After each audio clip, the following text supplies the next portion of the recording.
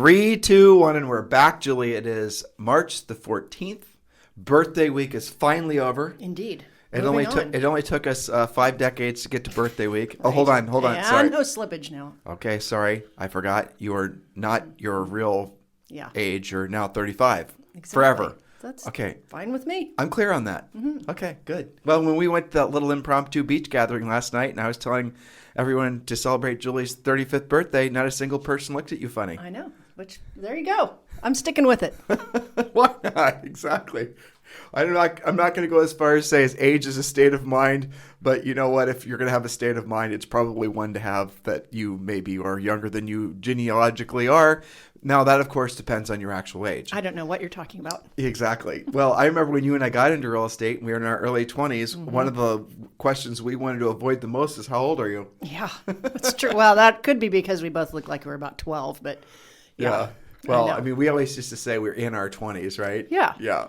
But, you bring up a good point, and it does come up from time to time, both on, I think it came up once on the Clubhouse sessions a week or two ago, and it comes up in Premier Coaching that how many people don't talk about real estate because they live in fear of some kind of little micro objection, and I don't want to make this, we didn't do our disclaimer. This is the Sunday show. We talk about whatever we want.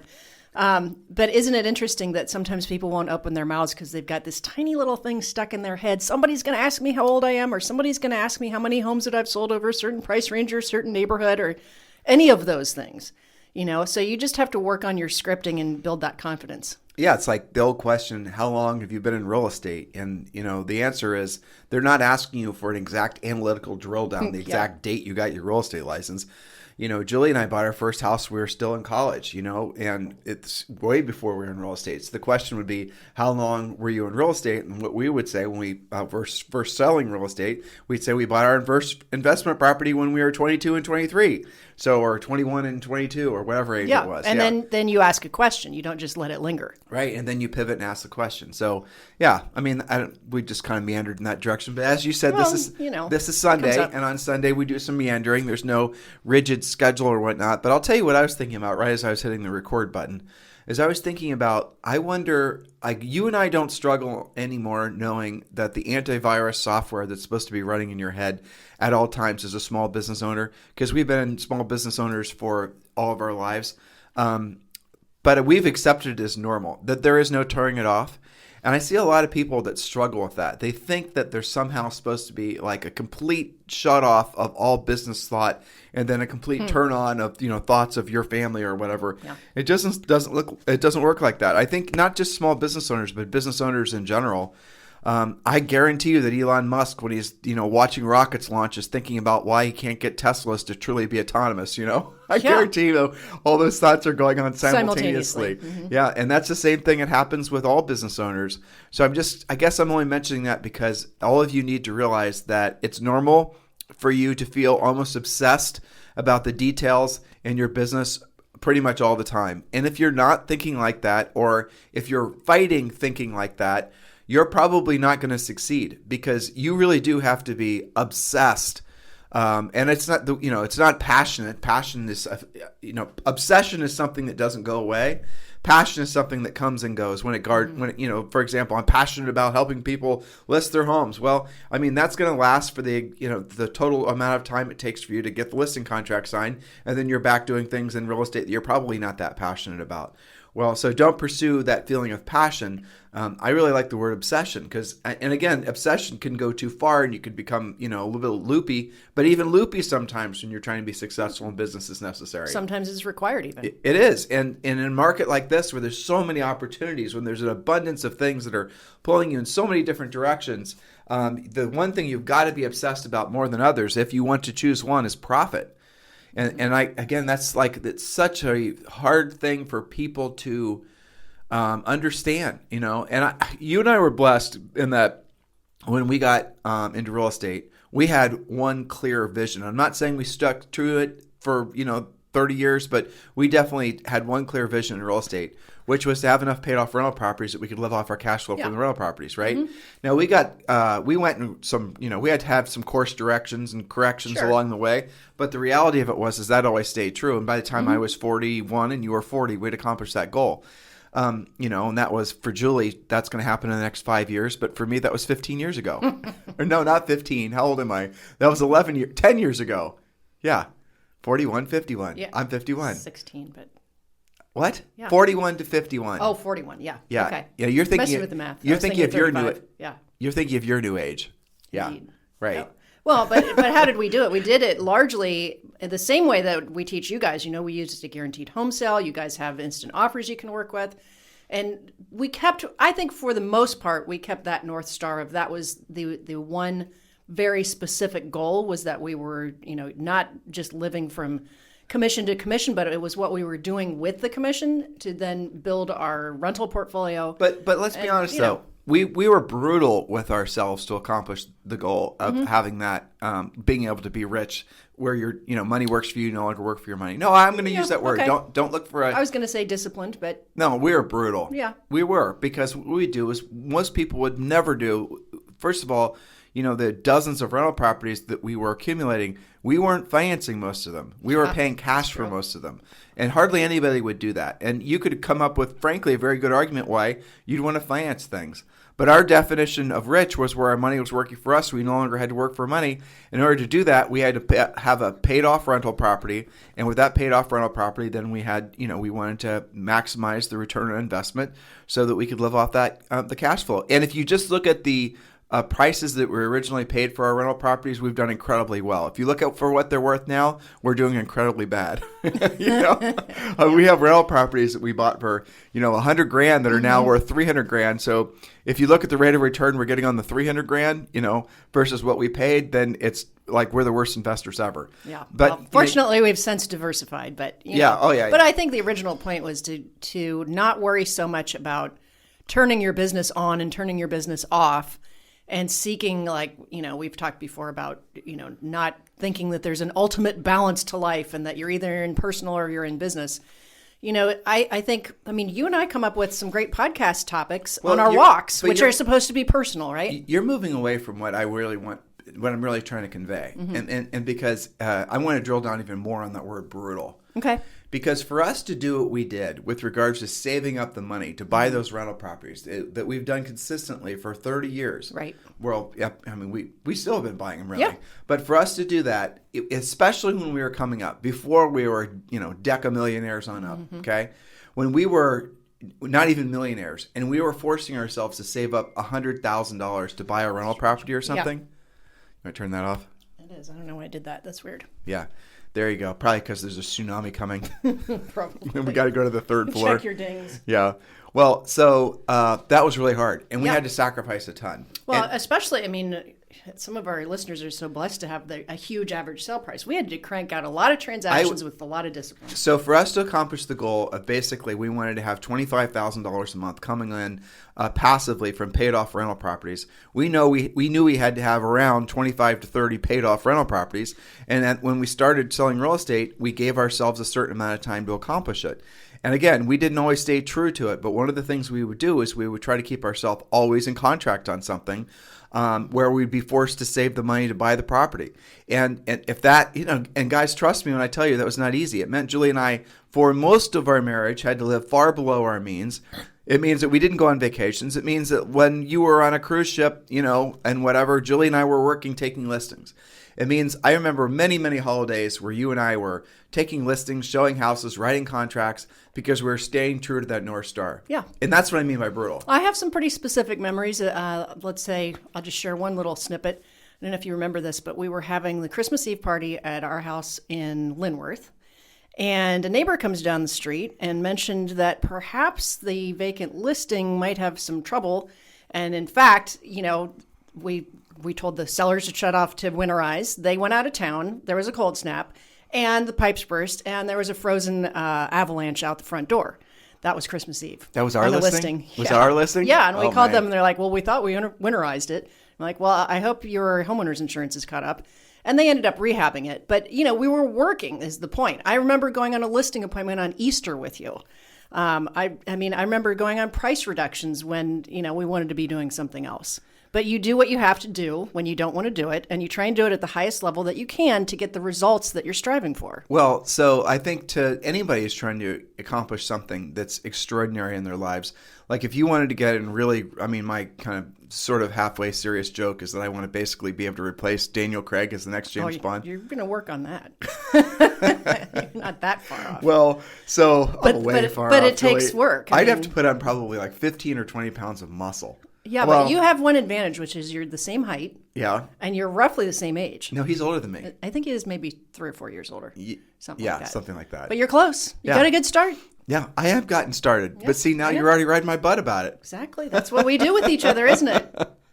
Well, but like in order to do that, you have to discipline yourself to go to the gym twice a day. You're going to have to, eat just the whole lifestyle thing of going about, getting in that kind of physical condition is extraordinary. Mm-hmm. But that's what it takes to do something extraordinary. You have to be brutal with yourself. Mm-hmm. I actually, it was kind of funny. The reason that Daniel Craig didn't want to play James Bond again is his number one reason was he didn't want to have to get in that good a physical shape again. I can totally relate to that. It's got to be a ton of work. Yeah. It basically becomes his job. Right. To achieve that. It's a ton of work and it's a ton of sacrifice. Mm-hmm. But again, I'm relating this in some loose way to what we did financially, what we did professionally. Mm-hmm. And everything worth having in life comes on the other side of long periods of doing what you don't want to do when you don't want to do it at the highest level. And that's really again, I've just, this Sunday show is all about defragging and preparing for the week. And you and I were creating our to-do lists, and we have a lot of things that are, happening the next 60 days that have hard due dates. And we're managing projects and managing people who are managing projects. And we're making slide decks and lots of presentations and outlines and Zoom calls. We're doing a ton of things in EXP world. Facebook Live. Right. Podcasts, Facebook. Oh, yeah. Don't forget the 4 books we're working on. You forgot the clubhouses every morning. Oh, yes. In the clubhouse every morning. Right. Yeah. So we're a little busy. But that's where it's supposed to be. Now, here's the funny part. And this is the part, frankly, guys, maybe some of you can help Julie and I work through our psychology on this. But we're at the point financially where we don't have to do all of this. But where it's actually becoming the burden of, well, first of all, many of the things we just rattled off are probably 80% enjoyable for us to do. That's Would true. You say that's true? Mm-hmm. Most of the time. Let's think about that. 50%. Yeah. 50%. Yeah.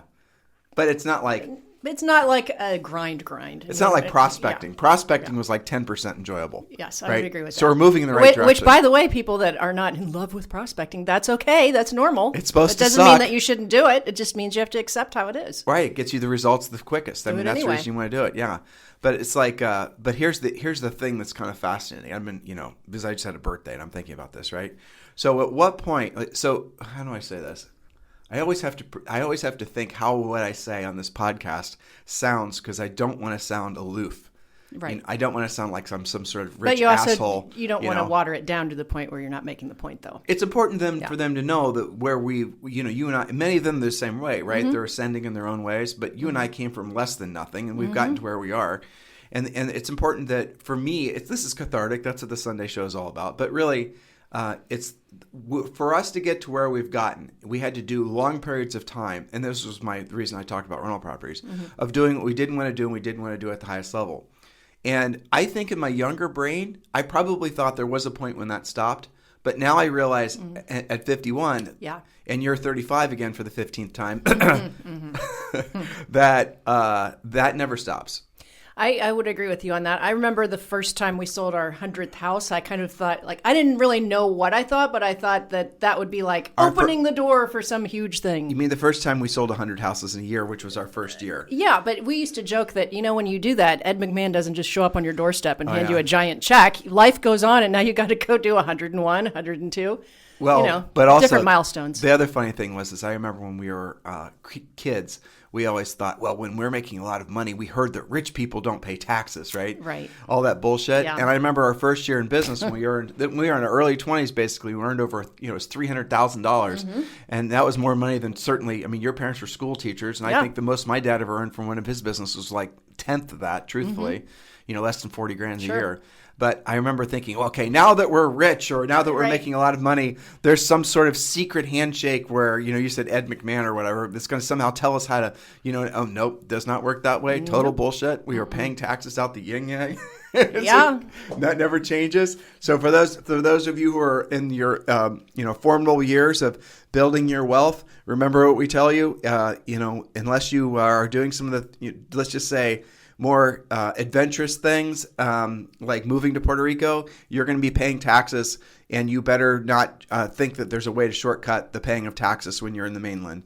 And rental properties, by the way, is one of the best ways to mitigate, if you want to call it that, some of your federal taxes and your state taxes. So rental properties, you buy rental properties for the appreciation, the depreciation, and the cash flow, right? But the depreciation aspect on the rental properties is a real home run, assuming you qualify for all the tax benefits. So that in itself is a great reason to buy rental properties. And that's one of the main reasons we did it as well. But here's what the point I was trying to make is that, and maybe when you're finally 50, okay, maybe you'll have this thought too. But really what happens is giving yourself permission to somehow start doing less of what you want to do, less of what you don't want to do when you don't want to do it at the highest level, right? Yeah. So you start to give yourself permission. I'll tell you from a personal perspective, I did that last year. So one of the things I didn't want to do anymore is I didn't want to have 4, 6, 8, 10, 12 coaching calls anymore. You mean per day? Per day, yeah. And so you and I for a long time were doing 10 plus per day. We did 15 a day for a while. Yeah, and I didn't want to do that anymore. And so by not doing it anymore, that was my little 50th birthday to my last year. And and I'm sticking with it too. And so but the thing is, even at that point, I didn't even need to be working that hard. It's just because people wanted me to coach them, and I was in the pattern and the behavioral, lifestyle of that sort of grinding it out every day. But again, as we meet more and more wealthy people living here in Puerto Rico and Dorado, which I know for a lot of you guys don't know what I'm talking about, rich people, Puerto Rico. Oh, yeah. Huh? Yeah. What? There are. Yeah, Puerto Rico. Just Google Puerto Rico, Dorado, Puerto Rico, Ritz-Carlton, Puerto Rico, and then Google Puerto Rico Act 60. There are so many amazing business owners and entrepreneurs that are moving down here that it's extraordinary. And every time we go out, we trip over, I'll tell you what, there's an avalanche of new people moving here. Julie and I went down to the beach last night with Zoe, and we just stumbled across new family after new family after new family, and they're all in different things. A lot of guys are, they claim to be hedge fund guys, or they're different types of industries that just financial stuff. Mostly financial stuff, I would say, but a lot of them are also in just all kinds of marketing things. There's, of course, the Bitcoin contingency down here. There's a lot of famous people. There's a whole bunch of these famous influencer types that are moving down here. So, yeah, there's a lot of that. And when we talk to those people, it's really fascinating that, and some of them, one of the guys that we're friends with is probably at least a billionaire, and we see him, 3-4 times a week. And he still is working. He still is, attending his daily Zooms and doing all the things. His antivirus software is going all the time. You can almost see the gears working in his brain. Meaning that he's always thinking about the business, even though he's so far beyond having to think about it. And is it because he doesn't know how to break the pattern? No, he probably does. He just doesn't want to. And so I guess the reason I'm sharing all this with you is that there is no point at which point you will not want to be productive and make a contribution. And if you ever get to the point where you think you could be complacent, it's literally going to be followed shortly thereafter by a mental, emotional, spiritual, financial, and then physical death. And I know that sounds dramatic, but it is true. And so that's the thing that's fascinating that I wish I would have known probably 25 years ago, is that I'll always want to be in some sort of business, you can call it whatever you want to, contribution some way or another. Contribution. And then there's it, like, you could even argue that, well, that's just how my ego is wanting to have myself be seen. Yeah, so what? See, I kind of think that to not do that and to not contribute kind of is an expression of ego too. I mean, in a way, if you can help other people and you know how to do it, you know how to do it at a high level, and you just decide not to one day. But I mean, everybody's different on that, but I don't know. I'd look at it differently, I think. So I met a new guy on the beach yesterday who just moved here from LA, and he's a hedge fund guy. Hopefully he's not listening. I won't mention his name. And he was LA guy. Remember, that's all you need to know. And so he was rattling off all of these different nonprofit investment type things, and he was used to talking with other LA people, and he was like virtue signaling to me, if you guys know what that term means. And he assumed that I thought and acted and wanted to communicate like him, which I didn't, don't, and won't, okay? And it was fascinating for me to watch him struggle with the fact that it's okay to be profit motivated. Yeah. And he felt he was thinking that if he had shown that he was profit motivated, that he somehow would have been judged in a negative light in my mind because he thought I was looking through life through the same filters as him. Well, remember, he hasn't lived here for very long. Right. He hasn't realized that it's okay to talk about stuff like profit. Well, but let's talk about that. So I thought that was interesting too, and he wasn't even super overt about it, but you and I are kind of tuned into what the language is on those things. Yeah. And it was very interesting because and I pointed that out kind to of him, stuck out because we don't get that so much. And I pointed out to him. Yeah. And you got a little frustrated. You were a little mad at me for pointing it out. Well, I heard. I mean, you thought he was being rude. He's a pretty new friend. Yeah. So you thought I thought maybe you would have worked that into a conversation 3 or 4. But you were right, and he took it just fine. But do you remember after that he started talking like a normal human? Yes. And then it's like you gave him permission to be really a normal clear, human. And then he had these 2 little beautiful girls, and then he went starting to describe how, what was the term he used? He raised them to be gender neutral or something. Gender non-binding. I don't even know what the hell it was. And then he stopped himself. He started laughing. And he goes, "I just did it again, didn't I? I just virtue signaled again." And I go, "Yeah, you did. You mean you raised a girl to let the little girl be a little girl? Is that what you're trying to say?" I know. I'm like, you see how she's like wearing a dress and playing with Barbies, right? Yeah, with our daughter who was raised, they kind of do that a lot of times. Pretty much all the time naturally. It's not because you know nature. Yeah, it's nature. It's it is what it is. But so those conversations are kind of fascinating to me because I see people now. He's 37, but I see people that struggle, that see a conflict with a profit motive. Yeah, and I've never seen that. And this is the simple reason why I've never had a conflict with being profit motivated. No, you haven't ever, and because I can't make a profit unless I'm helping people. Yes, but which seems like such an apparent point, right? Obvious. And yet people don't naturally go to that because there's all this other pollution in how you're supposed to think. And gosh, you don't want to talk about that in front of somebody. I think it's gotten confusing for people. Don't talk about it. Drill down on it. Okay. So I think, well, we've talked about this a little bit before where you're not brought up to think that it's okay to talk about money or profit or credit or your success, put it all into that same bucket, if you will, and so people tread so lightly on it, which I can understand, like not talking about it at all, but like talking sort of down or to the side of it is the manifestation of not being comfortable with it. So I don't want to. I would prefer, Julie, not to talk about that, nor would I prefer to talk about money guilt, nor would I prefer to talk about lack of financial training and all those things. Mm-hmm. Because that's normal. That's the normal jab for talking about this. Mm-hmm. What I want to do is I want to cut right to the point that the whole point, that the reason capitalism has worked and the reason being profit motivated works, and it does not have to be more complicated than that, because you can't, and I'm going to say this and just stay focused if you don't mind. Just let's direct it on this, because this is the thought that, I'm now officially evidently 16 years older than you. So listening. That's okay. I'm listening. Listening to your somewhat, I'm right. 16 years older than your older husband. Yeah. So here's what clears the air faster than all people's confusions about making money. Okay. If you do not have the lifestyle you want, the things you want, the food in your belly that you want, the shoes on your feet that you want, the house that you want, the health that you want, if you do not have certainly the money that you want, the financial security that you want, if you do not have all of those things in abundance, in an extreme amount of abundance, it's simply for the fact that you have yet to learn how to help enough other people accomplish their goals.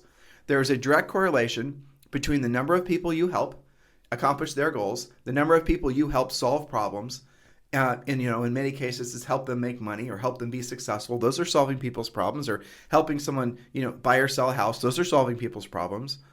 Whatever, right? The number of people that you have helped along their path, that is the mirror to the abundance that you'll experience or the lack of abundance you'll experience in your life. It's a direct ratio. It is a direct, undeniable. Now, if you're smart and you happen to get involved in something like EXP with a revenue share, then it's an exponential ratio. Because with your revenue share, you have helped, like I sponsor Julie at EXP, and then Julie goes sponsors Bob, and Bob sponsors Sally, and Sally sponsors 10 people. Well, just because I had this one conversation with Julie, all of a sudden my influence or my ability to get benefit from that is not one-on-one. It's one on millions, if not thousands, right? Yes. And so those are the types which is also exactly what you're saying, because by sponsoring somebody, you are helping them. Right. You're helping them get into and stay in production. You're helping them understand how to sponsor other people. You're helping, you are contributing. It's just that it's exponential how that's set up. So one of our friends down there who, according to, Bloomberg, he's a billionaire, right? Okay. And we talked to him, yep. I'm talking about. Mm-hmm. So and he's a big hedge fund guy, supposedly the 6th largest hedge funds in the world, or maybe it was number 1. I don't remember. But anyway, so you would think, and this guy is, obviously very wealthy. He has all the things that you'd think a wealthy person would have, the jets, the yachts, the cars, and, the whole thing. Super cool, super chill, totally, very competitive. You can just feel his competitive vibe when you're around him. But in a positive way. Yeah, and he's so easy to talk to, so nice, not a stuffy asshole at all, frankly. Not at all. I love talking friendly. to him. I love listening. Actually, I don't love talking to him as much as I love listening to him talk to other people. Yeah. Yesterday, guys, I'll just tell you this was funny. So one of the, so there's these 3 financial guys, and the one's name was Bob, and then there was, the guy I'm talking about, and this other the guy's name was Steve. I'm making up their names. And so, Bob and Steve knew who this guy was. Let's call him Henry. They knew who Henry was. Like they knew who he was professionally, by reputation. And both of these guys had had introduced themselves to me in the past months, weeks, years, whatever, as being hedge fund guys. So I thought, well, I'll just introduce my 2 other friends, and then I'll help everyone make friends, And so I brought all these, I brought Bob and Steve by to meet Henry, and Henry's standing in the middle, and Bob and Steve they come, from, and I said, Henry, this is Bob and Steve. They're also in the hedge fund world. And what was hilarious is how fast Bob and Steve basically completely, melted at me referring to them or explaining to Henry that these are hedge fund guys, which is what they had called themselves to me previously. And because they knew they were in the presence of greatness, and watching them immediately sort of, well, we do a little investing here and there and whatever. That is funny. Yeah, it was funny. And I just couldn't, I stopped to laugh. I said, hold on, I thought you guys were in the hedge fund world. And they say, well, not like Henry's in the hedge fund world. And it was so funny to see the immediate explosion of ego right in front of me. It was like 2 rocket ships just going off, and going nowhere. But anyway, that was funny. Yeah, and all of them are very successful in their own right. It's just that it highlights that there's levels to everything. Yeah, exactly. And their immense respect for him, for Henry, Well, but it's interesting. But let's stick with Henry. That's not his real name. So Henry has this big hedge fund. Mm-hmm. And you'd think, listeners who hadn't really put a lot of mental horsepower into thinking about this point, which, by the way, we figured this out along the way. So by Julie and I having this convo, hopefully we're, lessening your learning curve. Or if you're our age or older and you still are conflicted with money, maybe what we're doing is helping, cut those mooring lines finally. Those are the lines that keep a boat tied to the dock, right? So he is a billionaire many, many times over because he's helped millions, if not tens of millions of people. Oh, Tim, how can that possibly be true? Because when he's made an investment advice, when he is, for example, I'll make up one of his institutional, one of his large scale investors. Let's say it's the Firefighters Fund of, Chicago or something. I don't know. And, which a lot of times the big hedge funds, that's who they end up investing their money for. And so he's helping all those firefighters, the firefighters' families, the firefighters' grandchildren, the grandchildren's grandchildren. He's ensuring that the asset of the underlying asset that makes it so that they can actually have pensions is existing not just now, but for generations from now. So does he ever actually talk with any of the firefighters, let alone the progeny that comes thereafter that gets the benefit of the pensions? No. But he is helping, potentially tens of millions of people. Thus, he is a billionaire. I look at Glenn Sanford, frankly. Mm-hmm. He's the founder, in essence, of EXP. Mm-hmm. Well, he is the founder. Yeah. And so he's worth, billions of dollars. And back in 2007, and there's videos on YouTube where he's, recollecting about this, he was flat broke, basically. Yeah. And in that amount of time, since 2007, 2008, and now, he's become one of the wealthiest men on planet Earth. Seriously. I know. 14 years. That's it. 14 years. And now he's worth, it's billions of dollars from EXPI, from, and I just think about that. Well, some of you would look at that and say, oh, no man needs that much money. That's so much. Well, look what he's done. Look what he's created. So far there's 50,000 agents now who all have an opportunity at revenue share. EXP is creating business opportunities for agents all over the United States, Canada, and a whole bunch of other countries now. Look what he's creating. Look at the good he's put into the world. And of course, he's going to get an exponential return on that investment because he's not doing it one-on-one. He's not listing one house and then calling it done. He's figured out a way to do something at a much, much larger scale. But the moral of the story is don't be conflicted with profit motivation. Don't think that, for example, people like Glenn and all these other people aren't going to be, and that's the other thing that's fascinating to me in this era that we live in, that somehow there's this belief that billionaires aren't able to put their money into action at a more efficient way than, say, for example, the government. And it's absolutely not true. Yeah. What these guys talk about primarily when we run into them around our property is what other businesses they can get involved in, what other investments they can make. And a lot of times they are charitable investments. That's probably the number one thing people talk about. Different things, especially in Puerto Rico, different things that people can do to, tons of things. Very, very charitable. So many different opportunities here for sure. Yeah, and it's fun. I mean, there was a big group of us that went and picked up, we didn't do it yet, but we did it locally, who went and picked up trash on a beach. Yeah, and that happens every weekend. And I was just thinking how funny it is when people drive by seeing all these people picking up trash on the beach that they don't realize that some of those people are, business leaders and thought leaders in the world. They don't have any idea. But we're out doing it, And there's a huge Satos problem, which means stray dog problem here, for example. And guess what? A lot of these people that came to Puerto Rico, they pay for these stray dogs to be put on oftentimes chartered private jets and sometimes their own private jets. And they fly these stray dogs all over North America. Thousands of them. Yeah, on a regular basis. Every single week there's like between 100 and 200 just on the one organization that I'm involved with. Yep. But yeah, we've got pilots for pups. We've got all these things. And so what's the local government solution to Satos? Satos is Spanish for stray dogs, basically. It's to kill them. And so what these people are doing is they're taking the dogs and they're taking them to North America where, because of COVID, there's not any pets for adoptions. Yeah. And that's what they're doing. And by the time they land, every single one of them is adopted. And that's the thing that awesome. I didn't know when I was when you and I were coming up, right?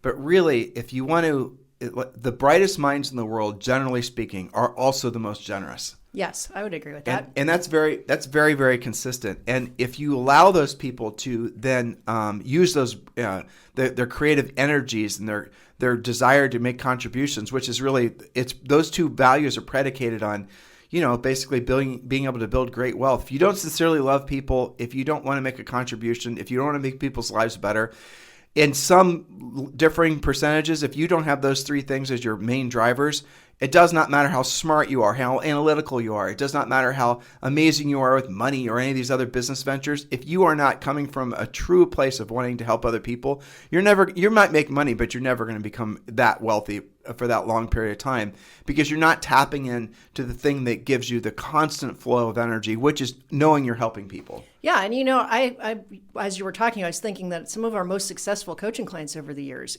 got that point and actually combined the thing that they wanted to be charitable about. Maybe that's, buy or sell with me, adopt a pet for free. Maybe it's, children's charities. Maybe it's, choose your charity. And they combined that with their real estate practice. They did some kind of promotions with that. They talked about that. And it's funny because our agents that have done that, it's like they become magically more comfortable talking about, transactional things. Right. It opens up that feeling of being of service. And then they get less weird about being in sales. So I just think it's interesting. If you don't have a true profit motive, if you're confused about that, like let's make this really practical. Mm-hmm. I'll hear people all the time. They'll say, I formed a team or a brokerage because I want to help the agents in my office. I really enjoy, and like they're doing it at their own cost. They're breaking one of Harris rules, which is, put your own mask on first. But why are they doing it? So their fulfillment, or at least their virtue signaling, that's what they're doing. They're not willing to say the point of me having a brokerage or a business is to make profit, and more profit the better. And with that profit, I'm going to reinvest it into assets that produce a passive income so that one day I can be rich where my money works for me and I don't have to work for my money, right? They don't want to say that. They don't want to put all those thoughts together because they're worried about being judged harshly for wanting to be profit motivated. Where I'll challenge you that if you're more profit motivated, you'll actually run all of your businesses more efficiently because you have something larger that's driving your ambitions, which is being financially free. And here's the thing I also didn't know. I suspected, truthfully, is that once you're at the point where you don't have to work for money anymore, where your money works for you, once you're actually there, and you are so much, at least I see this amongst some of our peers, especially here, frankly, there's so much more, we said generous, entrepreneurial. I hate using the word happy, but I will say they're more in alignment with really who they always wanted to be as people. Yeah. But you can only have that sense of freedom once you're actually rich. And rich is another word. It's a taboo word, which we use intentionally because we want some of you guys to go, ew, rich people, evil. Then we want you to think to yourself, well, why do I think that's true? Are rich people evil? And I'm here to tell you, having been a poor person, now being a rich person, rich people are not evil. No. But I think mentally you've got to make the leap and replace, if you have an initial negative reaction to the word rich, remember that what rich really means is free. Yeah, that's it's freedom to make your own decisions, freedom to make your own choices, freedom to, give charitably, freedom to do what you want to do in life because you have done what you have to do in life. Well, so that's one of the things I'm going to start doing. Well, I have started doing it already. But one of the things that being rich gives you is definitely the ability to do less of what you don't want to do when you don't want to do it at the highest level. And so I would say, going back to the original premise of what we were talking about today with regards to buying those rental properties and having it be brutal, because it was brutal oftentimes, right? You and I had a close date. We had a big deposit down. We'd have to come up with the money, cash in often cases, to buy, pay for that house. That means that we weren't doing a lot of the things that we could have otherwise done. Sure. In some cases, it was, doing when we had to do those things when we didn't want to do them. All right. That was, that was hard. Yeah. We okay, let's just make it really personal. We procrastinated starting our family because of that. That's right. Yeah, that's true. We absolutely would have more kids probably. Yeah. If we had not made that sacrifice. Yeah, Zoe's like 10, she's... It's like having 10 kids in one body, though. Are we allowed to say that? She made up for it. Yeah, exactly. But, we're blessed that way for sure. Right. Yeah. But so the moral of the story is that... Rich, by the way, your simple definition, again, Harris Rules number 4, I think. By the way, I keep on talking about Harris Rules. Guys, get our book. It's on Amazon. It's on Barnes & Noble. It's at airports. It's everywhere for sale. It's hopefully going to be the best-selling real estate book, not in all genres, but specifically pertaining to real estate agents, business building ideas and things of that nature. The only one I think that's going to probably rival us is going to be Gary Keller's original book, The Millionaire Real Estate Investor, or Millionaire Real Estate Agent. But his book's been out for 30 years.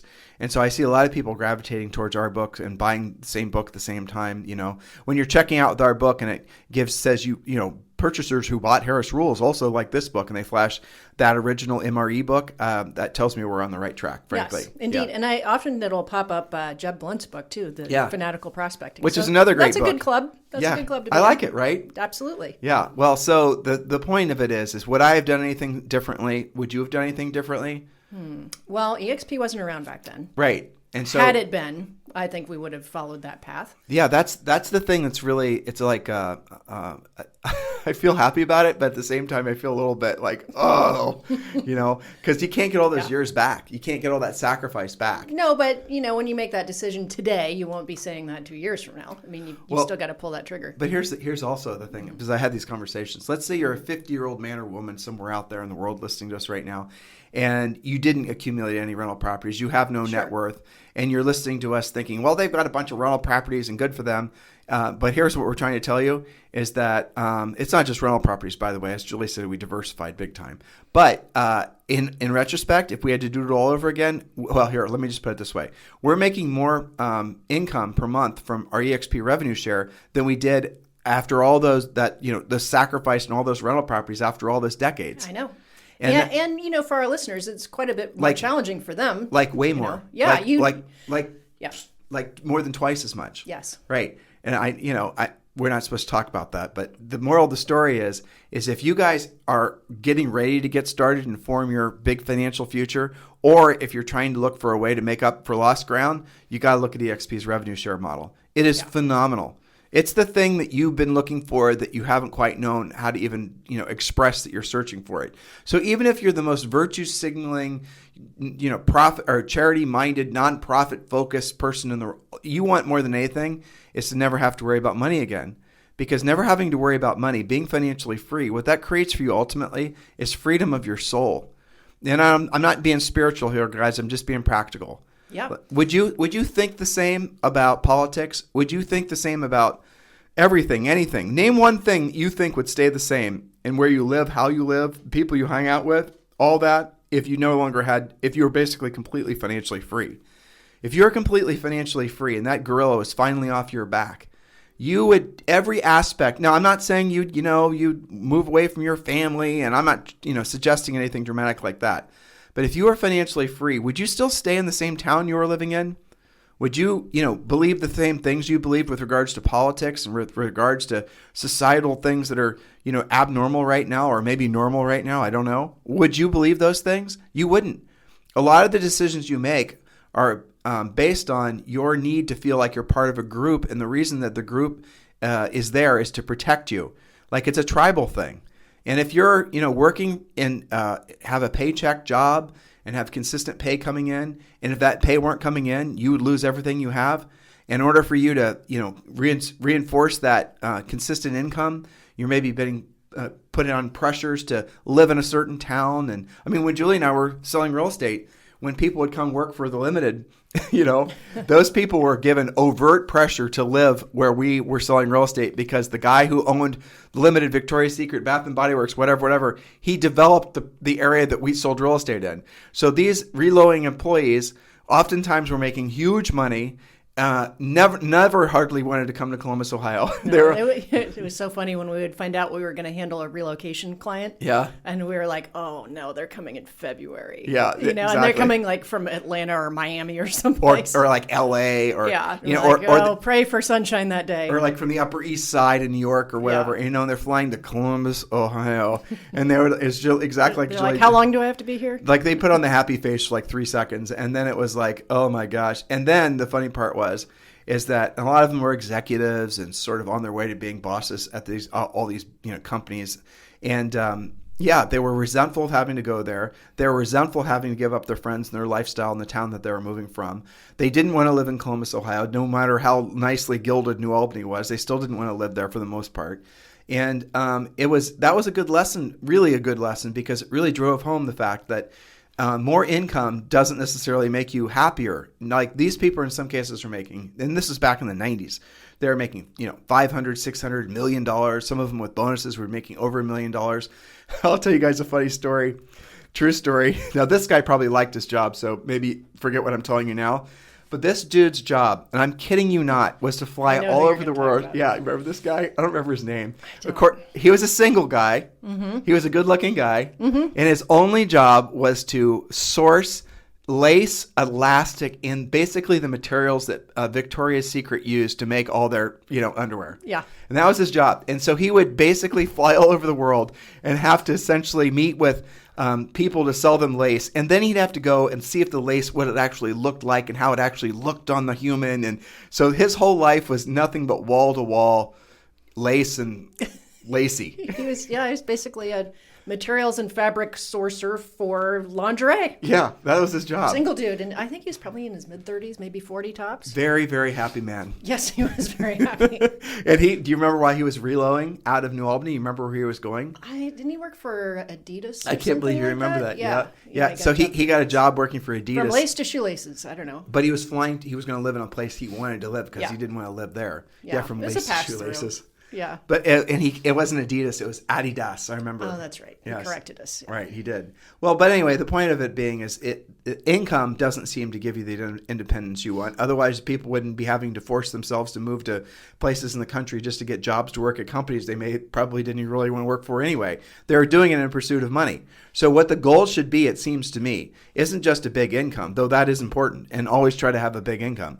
But the goal should definitely be to have it so that your core personal expenses are definitely covered by passive income. Because then, to use these examples, you probably, if you were back in the 90s and you were living your best life and out in, some beach town in California, and all of a sudden your job went away and Les Wexner's trying to get you to work for him selling I don't know, stuff for Lerner, or I don't know, whatever, right? Remember he owned that brand called Lerner? That brand, yeah. Or what, Abercrombie and Fitch, he owned that brand too. But you have to move to, not very pleasant Columbus, Ohio. It's nice for maybe 4 months of the year, if we're being honest. Are you going to argue that point? Anyway, moving on. How much snow's on the ground right now? Nothing. It's like 65. Okay, well, so Julie's a Central Ohio defender. Yeah, that's all right. That's okay. Well, but the point of it is that that's what happens on the other side of basically being rich, where your money works for you. You no longer have to work for your money. You can choose where you live, what towns you communicate with. You're talking about freedom at the end of the day. Yeah, and I mean, let's just stay on that as an example. How many of the people that are listening to us now are living in a world? Well, let's make it super personal. You and I moved to New Albany, and we loved all of our neighbors, and it was a wonderful place. Yeah. If we were rich, back then, would we have moved there and Probably paid the not. taxes and all that? No. There's a lot of places you can say that about, but we would go someplace warmer with less tax. As soon as we could. Yeah. We moved out of Central Ohio. Yeah. And we moved to someplace warmer with less tax. Yeah. And that's what people are doing. And that's what people do once they have the financial really ability. happening now. Right. For sure. Exactly. And that's one of the things that happens when people are financially free, is they then have the independence to live where they want to live, around the people you guys sort of intuitively know all this. But the question that you need to ask yourselves is, if that is indeed your goal, to be free? Now, maybe you're financially free and you stay put. Maybe you've got this perfect little oasis in the middle of, Michigan or something, where, beautiful trees and forests and your family's close, and this is just your perfect best life. Is not the same as, say, for example, Julie and I, we wanted to live on an island in the Caribbean, which we do. We live in Puerto Rico.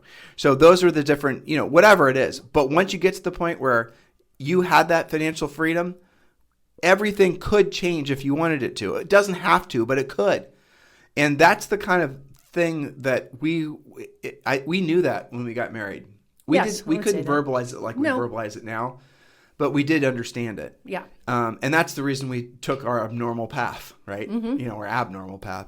And I wonder how many people listening now who can emotionally attach to that will ever give themselves permission to pursue it. Well, write us some emails as you're doing it. We like to hear victory stories and making those decisions. But here, the thing that the fastest way, honestly, the fastest way for them to do it, if you were to, and I know that's what you're about to talk about, right? We want to create a solution for them, right? Yes. We've created something practical. We've created tension and pain. Here's now the resolution. Right. I wouldn't buy rental properties, would you?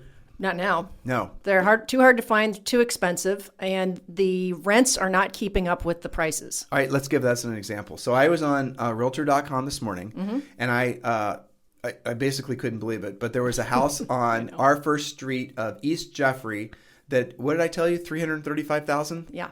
Yeah, okay. And that, and the same house, basically the same house in the same street, and we did not get married back when everything was black and white. No. So you ask me that sometimes. I know. Did you have color when you were a kid? We got married in 91, and we bought our first house probably in 92. And that house was, what did we pay for it? 67? $70,575. Okay, so back then, if we would have bought that house for cash, we would have rented out, and you would have been able to make easily $450 net on that thing, easily. Which, if you did the math on that in your head, that's a really good return on investment. Yeah. Now, if you bought said property now for $335,000, and most you could get for that's probably $1,300, and that's before taxes. Yeah, and upkeep and all the rest. And upkeep. Yeah. So you're going to net, if you're lucky, $1,000 a month. And that's on a normal house with no HOA or add-ons or some of the things these guys have to deal with. Right. Yeah. And that's the way most of the country is. Yeah. The average sale price of a home right now in the United States is like $350,000, which is incredible, really. And if you buy one of those, even if you pay cash for it, to Julie's point, you're not going to be making a very good cash-on-cash investment. You're not. Now, for some of you guys are going to say, well, Tim, that's the reason you don't pay cash. You finance it.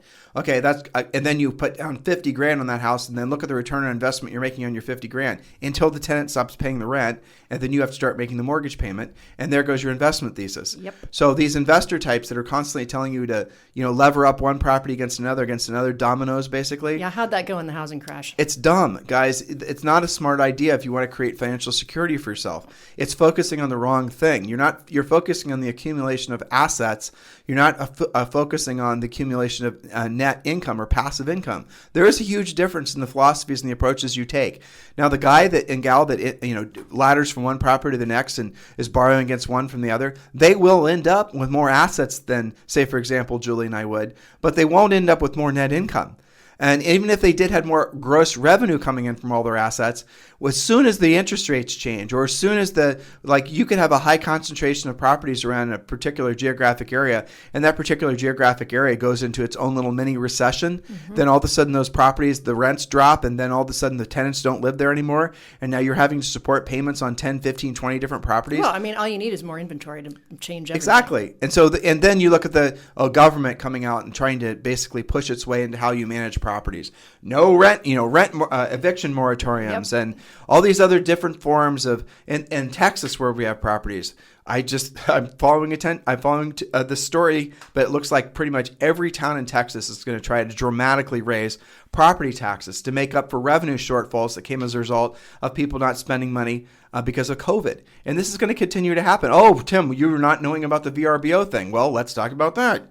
How many cities where VRBOs have become really dominant have now made it so that you can't rent someplace for a short period of time, or you have to, like even in Columbus, Ohio, we got a notice, and this was bizarre. We thought it was a scam, where they were asking us to register our rentals.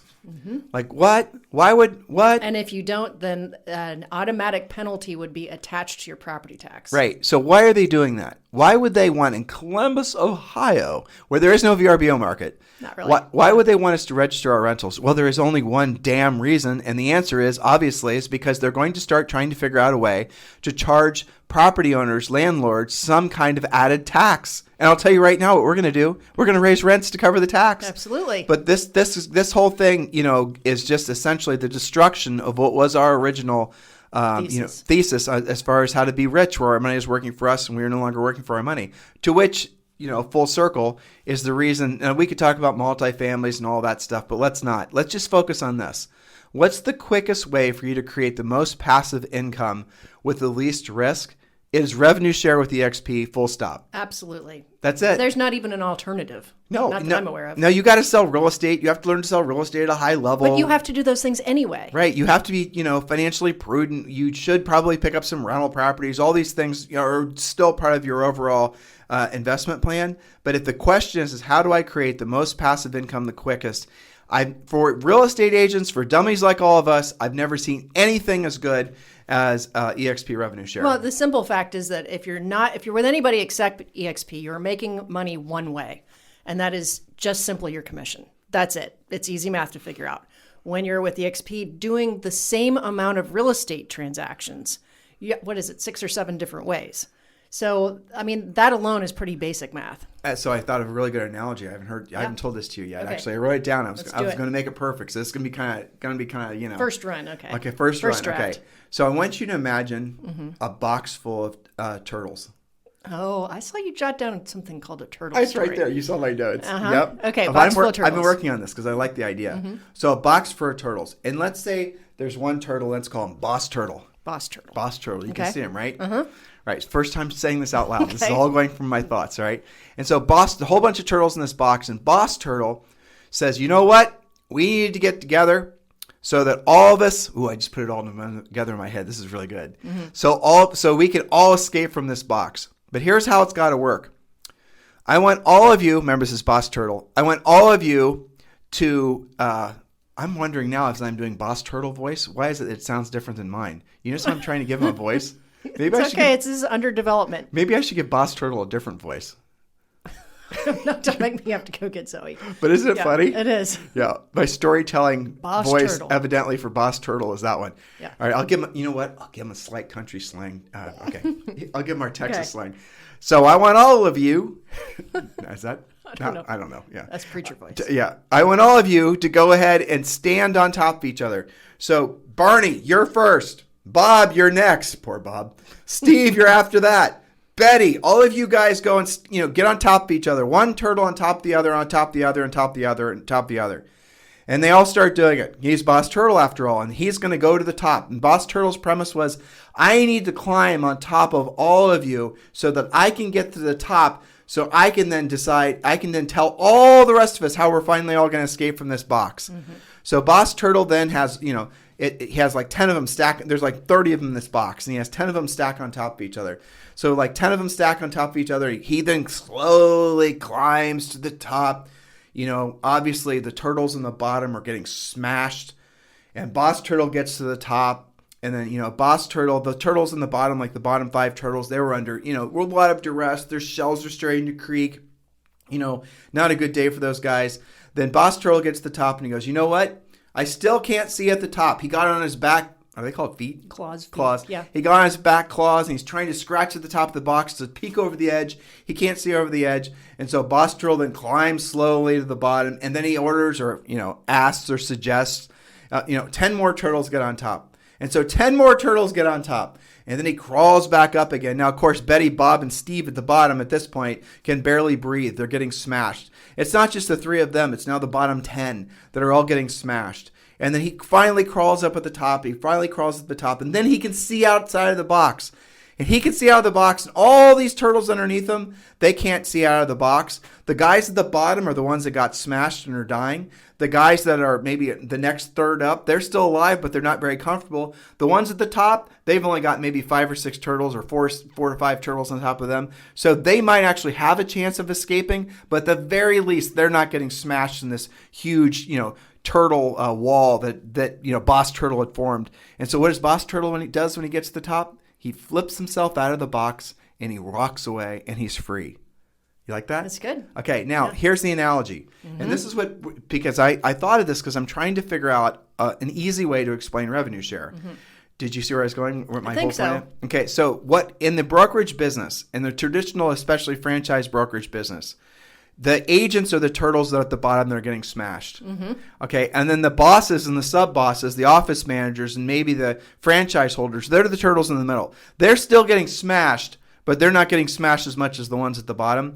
And then the ones at the very top, those are the ones that own the regions, and they're the ones that work in corporate office. They're the ones that are getting an exponential, a disproportionate amount of the blood, sweat, and tears of especially the turtles at the bottom. But it's important to remember the system, Big Bob, Big Boss Turtle's idea was predicated on those bottom turtles being willing to stand there while all these other turtles stand on their backs and smash them to bits. Mm-hmm. And so his only way of escaping from the box was by essentially allowing the turtles below him to suffer. That's the real estate brokerage business, especially in a franchise model. Yeah, and it can look like we're all working together. But in fact, the ones on the bottom are turning to turtle soup. And they didn't realize they were at the bottom until it was too late. They didn't realize they were at the bottom until they were getting smashed. Well, and the ones in the middle used to be at the top.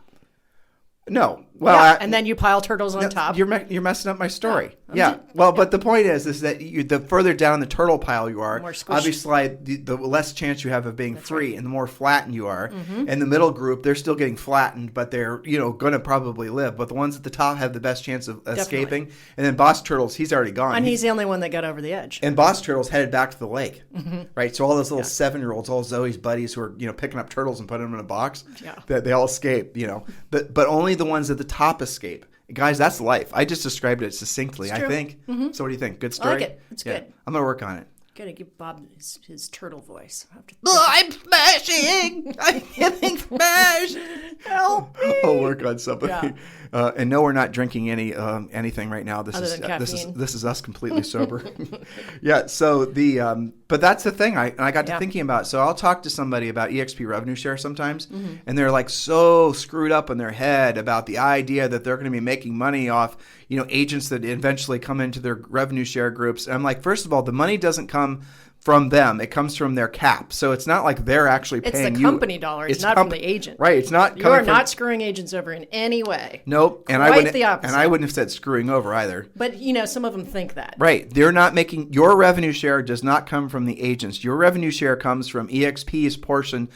You're getting a portion of their cap. That's where it comes from. That's number one. Yes. So, and number two is you're caught in that paradigm of essentially you're most likely an agent, or maybe you're in that middle group, but you are getting smashed and you don't really realize it. And most times you might even be surrounded by other turtles you like. You might even be in a nice turtle box, right? And no one ever stops to think, well, maybe there's something better if I finally climbed to the top and looked over the edge and I could actually be free and get back to the lake. And that's what happens with a lot of you guys is that you just stay in the middle of the pile or the bottom of the pile for your entire lives, slowly getting smashed. And when you start to have your shell completely break, that's the disillusionment of your soul, really. That's you letting loose and letting go of your goals, any sense of self. You just essentially start to relinquish what could have been your potential just to stay in the pile. Yeah, but it doesn't have to go that way, and you don't have to wait for your shell to start to crack to make a decision. And furthermore, there's no too young or too old with this scenario. Absolutely, there's not. Yeah. I think that's one of the most amazing things is, it is not too late. You could be an agent in your 60s or 70s and this is going to work for you. Totally. Because it works very quickly. Very quickly. Well, you do have to make some effort. You do have to choose the right sponsor, someone that's going to help you sponsor other people. You do want to be... That makes a difference. You do want to be in the right environment, so you're going to be around other people that are also trying to escape from said box. Yeah, same mindset. Because a lot of times you're going to have people that are stuck in the box happily. Mm-hmm. They don't realize that's true. And statistically, it plays out too, because if you look at, for example, the statistic that 95% of everyone is born and raised in the same 25-mile radius of the exact same spot. Yeah. Social Security Administration statistic. I'm sure that's still true. But yeah, when you look at, and I'm not judging, I'm not saying that's good or bad. I mean, whatever. Don't misunderstand what we're saying. Keys to happiness isn't necessarily moving from where you live now, but having the ability to basically move from where you live now if you wanted to, and not being beholden to a geographic area because that's where you have to earn money. It's freedom of everything. It is. Freedom of maybe where you live has to do with, maybe you're in a really old house and you're just sick of these repairs and you'd love to buy new construction. It could be that kind of freedom. It could be, you keep on nurturing your car that's got 150,000 miles on it and you think you're supposed to be doing that. Freedom to make these choices. Now, you may decide to keep that car, but you have the freedom to do something about it. I like things even that's very practical, but I think about your parents, to be honest with you. Your parents are both school teachers, and for the most part, conservative. Yeah. Yeah. But now they're retired school teachers living off their school teacher pension. Right. They have to feel, and they're in their 80s, 70, 80s, they have to feel some level of disillusionment with the NEA, because a lot of the things that are happening right now, essentially with the socialization of a lot of these institutions, right? Yeah. They have to feel conflicted and they have to feel pressure to somehow change. Like, they're probably not liking at all what's happening with a lot of the traditional values they had with regards to education. I'm sure. Your parents were not, slackers when it came to their jobs. And I'm not saying teachers now are, but like, for example, I bet you if we were to ask your parents what their attitudes are towards teachers wanting to not go back to school even after COVID shots and everything been in place, I cannot imagine that they would think that was really, those people are out of alignment with, their missions, which were supposedly to help kids, I know. And so I wonder, for example, people like that are caught in those paradigms where your financial security, your literal ability to feed your family, you have to belong to this little professional organization. Right. And if you step outside those norms, you'll be ostracized and you might lose your job, and there goes your financial security. Yeah, and a lot of your friends are at that job and there's reinforcements there. So right, exactly. You become conflicted. Right. Well, how about this? Even your friends. Do you just choose friends because you happen to be a teacher living in Columbus, Ohio, and so the people that are also, you want to support your position in the hierarchy. So maybe you choose friends that are also in the same hierarchy then now you're spending your free time with people that you wouldn't normally, well, we don't. Now you're spending your free time with people that you wouldn't normally spend your free time with. Yeah. Because you're trying to better your position in this tribe, in essence. Well, so the saying is, when you generate, as in profit, as the result of helping enough people at the highest level, you don't have to tolerate some of the decisions that you're making just because you've fallen into that clan, right? When you generate, you don't have to tolerate feast and famine of real estate. You don't have to tolerate not living where you want, living where you don't want to live, driving what you don't want to drive, making decisions, maybe even political stuff or who your friends are. When you generate, everything opens up, right? When you have that freedom where your money is working for you and you're no longer working for it. In other words, freedom to make those decisions. At least you'll have the freedom to make it. We're not telling you what to do with it. We're just saying free yourself to be able to make some choices. Well, I didn't know you'd done this, but evidently we're feeding a village in the Philippines. Yes. Well, I don't know about the whole village, but the orphans in the village anyway. Were those the orphans? Yeah. Oh, I didn't realize that. Yep. So we had fed that same village before because I got in another picture and they weren't kids. They were older people. Yeah. Could be so anyway, we got this video. We put it on Facebook. I think I also put it on Instagram of this big group of kids singing "Happy Birthday" to Aunt Julie. I know, that was awesome. Yeah, and it was totally unexpected. So this big orphanage evidently of children who we had fed. I don't know, I don't know anything other than that. But we provided pillows and I think some clothing and stuff like that. Yeah. But I bet you I love doing stuff like that. It was thousands, not tens of thousands, and doing things like that. And you see the direct result of that. It's like that is something that we want to do more of, right? Absolutely. And we are doing more of in all sorts of different ways. And that's the freedom that you can start having once you have. But the first things first is you got to be unconflicted with regards to your profit motive. Being profit motivated and wanting to make yourself rich is your moral imperative. And the reason is because you need to make yourself not beholden to money as fast as humanly possible so then you can start doing more extraordinary things with your life.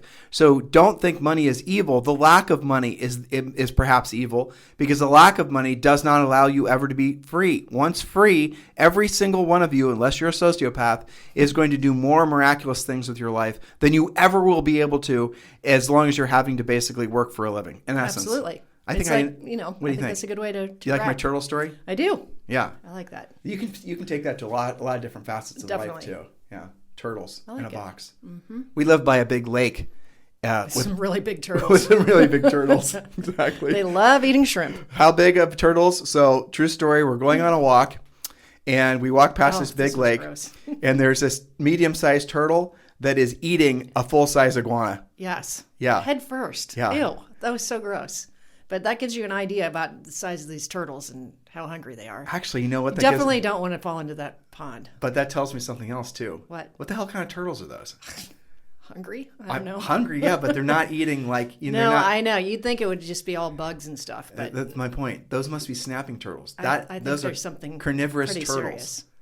Yeah. I know. So I don't even know what else is in that lake. I've seen some huge fish there, too. Mental note, do not swim in that flipping lake. Do not even stick your toe. Do not swim? No.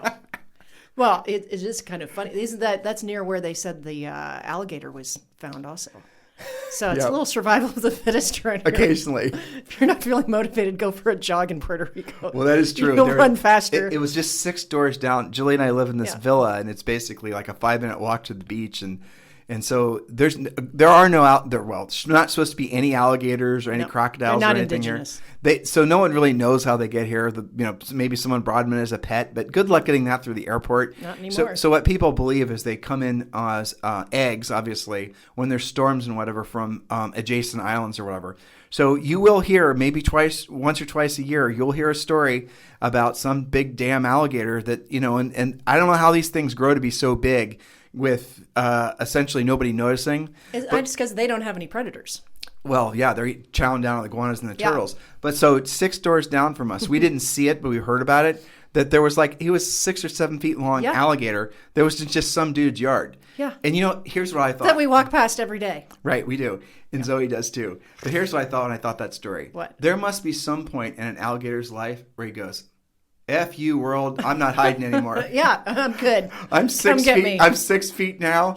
This is I know. The shoe is on the other foot. I'm not running, hiding, scared anymore. I'm much more careful on that walk now. I know. Yeah. He was out in the daylight. Yes, I know. He was I know. sunning. Well, don't forget. When I was taking Zoe to school one day, and I stopped at the stoplight, and I'm checking my messages, and the school sent out an alert. Just so you know, there's a 6 to 7 foot alligator down there by the pond. So we park there. The school is 15 minutes away from our house. Yeah. And I'll paint this picture.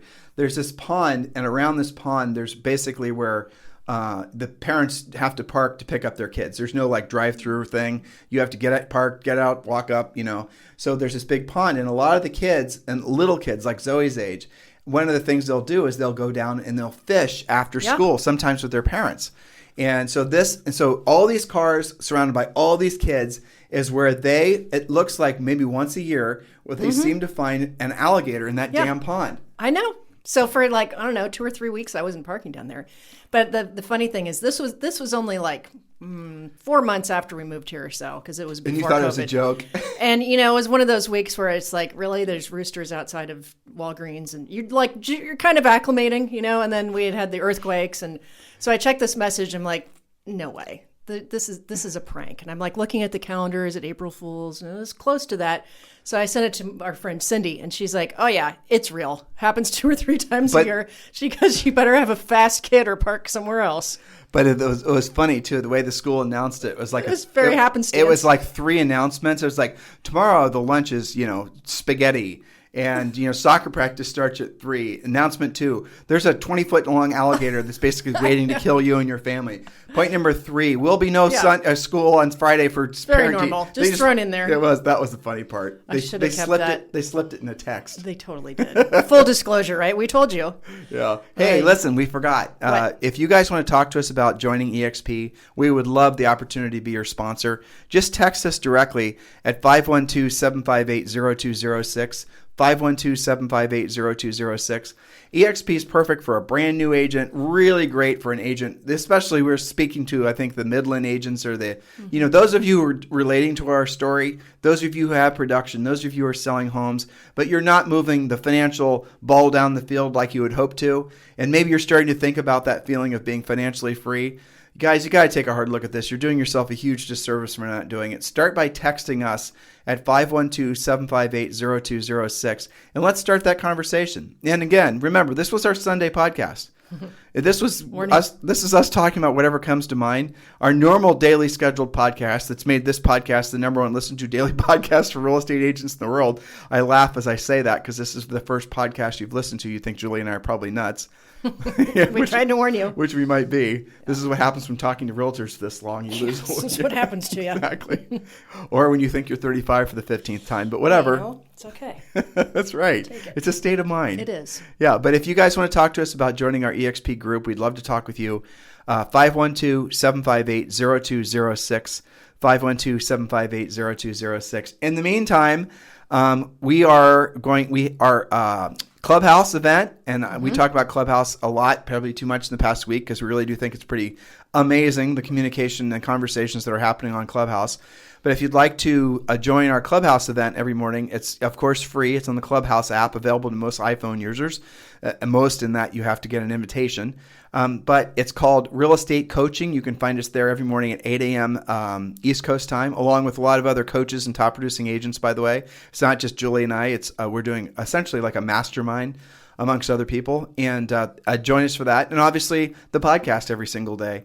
Thank you for keeping this the number 1 daily listened to podcast for agents in at least the United States. And thank you for your support of Harris Rules, our book. We're beyond thrilled that so many of you guys are totally getting the message in that book and understanding the rules and the messages.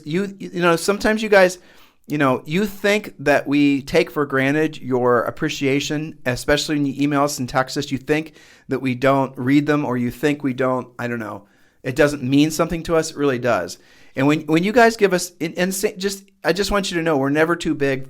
It helps you too. If we said something or done something that's made your life better, the best way for you to pay that back, yes, thanking us directly is great, is you should go to, Google My Business, or you should go to iTunes, and you should go to Amazon and write your own book review. 450 5-star reviews of our book now.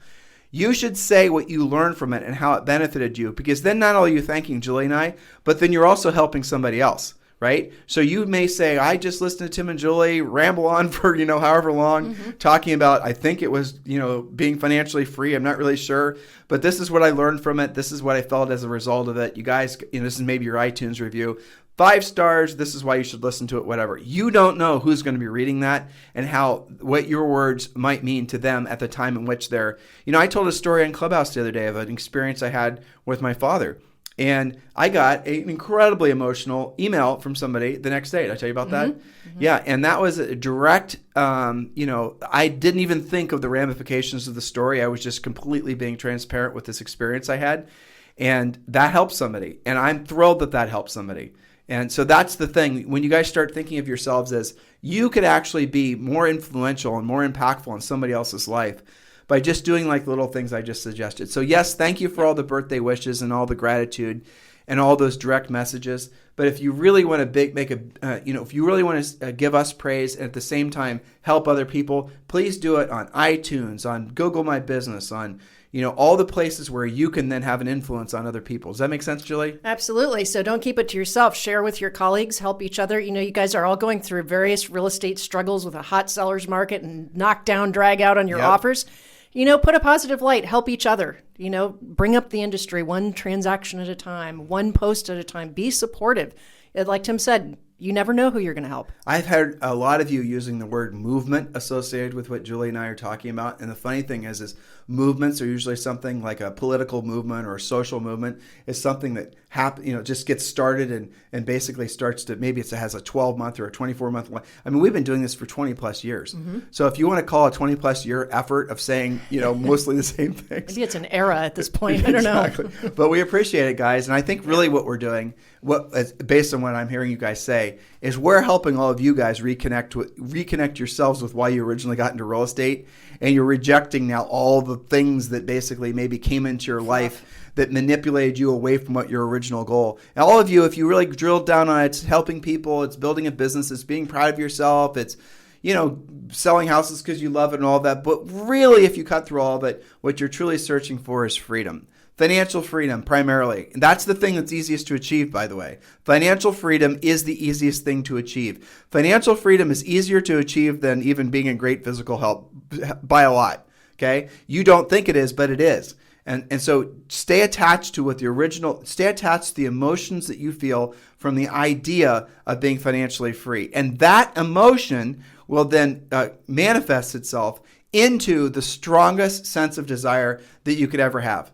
It really does. And that's where I strongly hope all of you would start tuning your dial and start tuning away from the ego branding stuff and tuning away from the buying leads and tuning away from the building of teams and tuning away from all these things that are keeping you in a position where you're one of the bottom turtles always getting smashed. Yeah, so make your commitment to not be that bottom turtle. Write down 2 or 3 things. Don't just stop listening and say, well, that was entertaining. Do something about it. 2 or 3 things that you're going to take action on immediately. You assume they were listening thinking it was entertaining.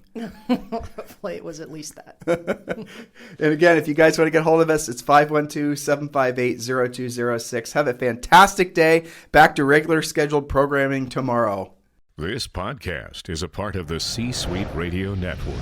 For more top business podcasts, visit c-suiteradio.com.